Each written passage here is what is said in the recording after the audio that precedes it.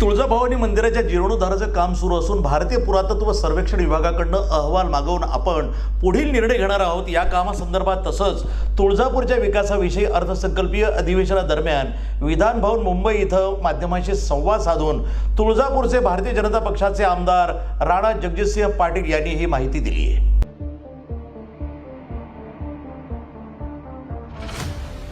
आई तुळजाभवानीच्या मंदिराच्या जीर्णोद्धाराचं काम जे आहे ते आपण आता हाती घेतलेलं आहे।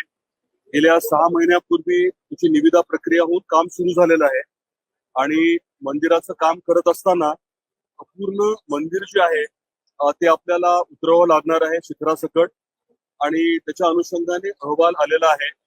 आपण परत एकदा ESI कडनं देखील या बाबतीतला अहवाल घेतोय आणि येणाऱ्या 15 दिवसामध्ये हे स्पष्ट होईल की शिखर पूर्ण आपल्याला उतरवायचं का कसं। परंतु आता स्टेट आर्किओलॉजी डिपार्टमेंटने सांगितल्याप्रमाणे हे काम जे आहे ते आपण करतोय।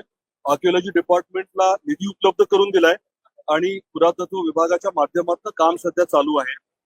हे जीर्णोद्धाराचं काम करत असताना मंदिराचा परिसर आणि तुळजापूरच्या विकासाच्या बाबतीत देखील एक मोठा आराखडा तयार करण्यात आलेला आहे आणि तो आराखडा आता HPC कडे माननीय आपले मुख्य सचिव आहेत त्यांच्या अध्यक्षतेखाली जी HPC आहे त्याच्याकडे सादर करण्यात आलाय आणि येणाऱ्या पुढच्या 2-1 वर्षामध्ये पूर्ण तुळजापूरचं स्वरूप आपण बदलणार आहोत। येणारे जे भाविक आहेत त्यांना चांगल्या सुविधा उपलब्ध करून देण्याच्या अनुषंगाने हा आराखडा तयार करण्यात आलेला आहे।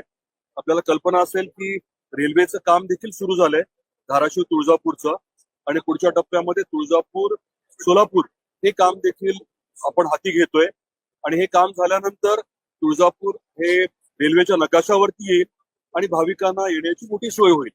भाविकांसाठी कशा प्रकारची सोय असणार आहे त्याबद्दल काय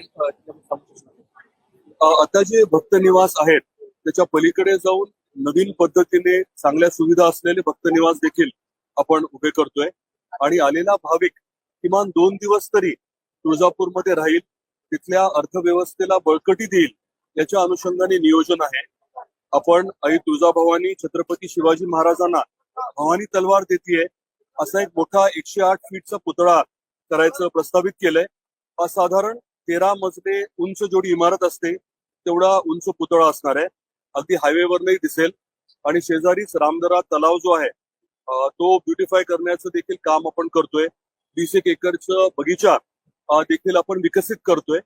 आलेला भाविक जो आहे तो 2 दिवस तरी तिथे राहील आणि पर्यटक म्हणून या सर्व भागात त्याला मनोरंजनाच्या अनुषंगाने काही सुविधा देखील आपण उपलब्ध करून देतोय आणि तुळजापूरच्या अर्थव्यवस्थेला बळकटी मिळावी, रोजगार निर्मिती व्हावी हा देखील आपला उद्देश राहणार आहे।